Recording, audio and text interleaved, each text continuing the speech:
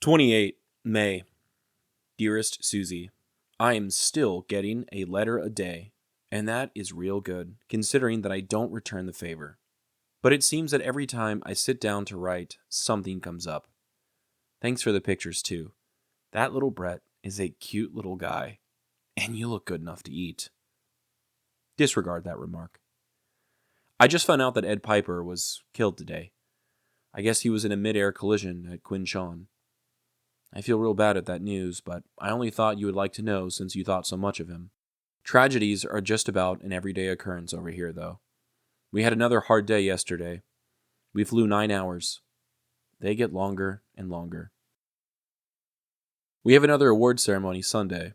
I'll be getting my 5th air medal. They are a pain in the neck anymore. So far, I have won 13 of the darn things, so I'll be standing awards formations for 2 years from now. I imagine, and when you've seen one, you've seen them all. Anyway, I will get my 3 days to Saigon on the 2nd, if nothing happens. I still plan to call you. Also, I am planning right now to take my free 7 days in Nha Trang. They have a real nice beach up there, and I don't care anything about going to Bangkok or Hong Kong. Well, I guess I will close for today. I love you very much. Kiss my boys for me. All my love. Bill. In this letter from late May 1965, Popi's tone feels different, duller around the edges, a little more worn down. The war has been long. The missions are long. The days stretch on. He opens with thanks for the photos of Suzie and the kids, offering a moment of lightness, calling Brett cute and slipping in a flirtatious compliment about Suzie that he quickly walks back with, disregard that remark. But the letter shifts almost immediately after that. He's just found out that Ed Piper, a man Suzie knew and clearly thought highly of, was killed in a mid-air collision at Quinhon. He doesn't elaborate, doesn't dramatize. He simply says, I feel real bad at that news. It's a moment of understated grief.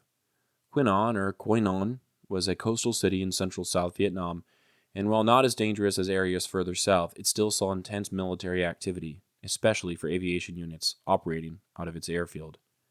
A mid-air collision is sudden. It's clean, at least in writing. There's no scene to describe, just a name and a finality. And that's what makes it hit harder, in a way. Because in Bill's world, these losses are so frequent now, they're almost routine. Tragedies are just about an everyday occurrence over here, he writes. And you can tell he means it.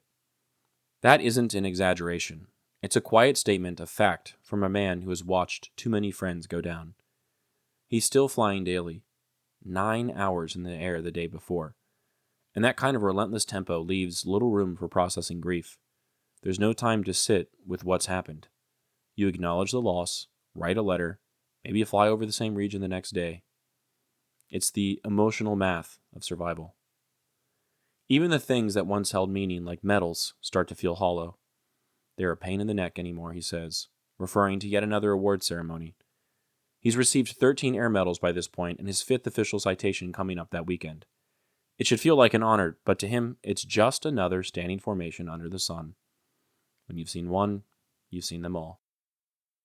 There's no arrogance in his voice, just fatigue, the weight of repetition, the disconnect between the military's ceremonial rhythm and the emotional wear that combat leaves behind.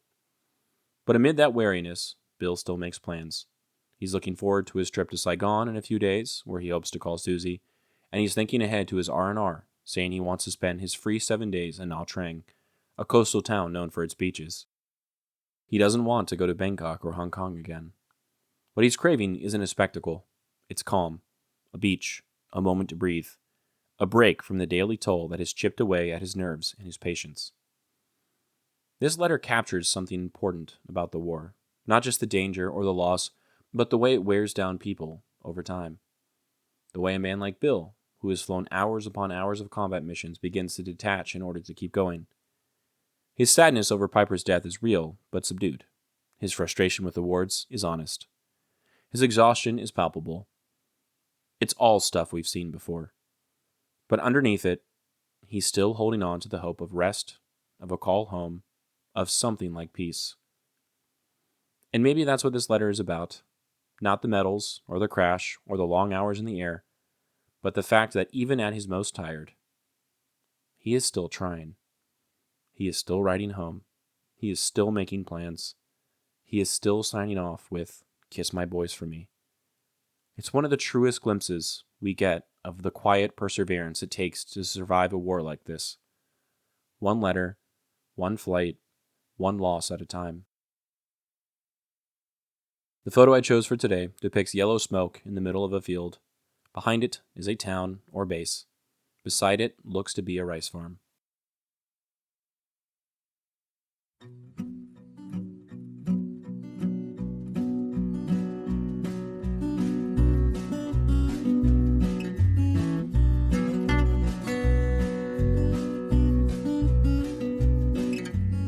I'm Alex Lowy, and I hope you have enjoyed listening to this episode of Dearest Suzie and receiving messages from the past that my Popi wrote exactly 60 years ago.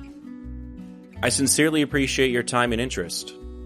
Please consider following the podcast on your preferred platform, and if you're enjoying it, I kindly ask that you take the time to rate the show and leave a review.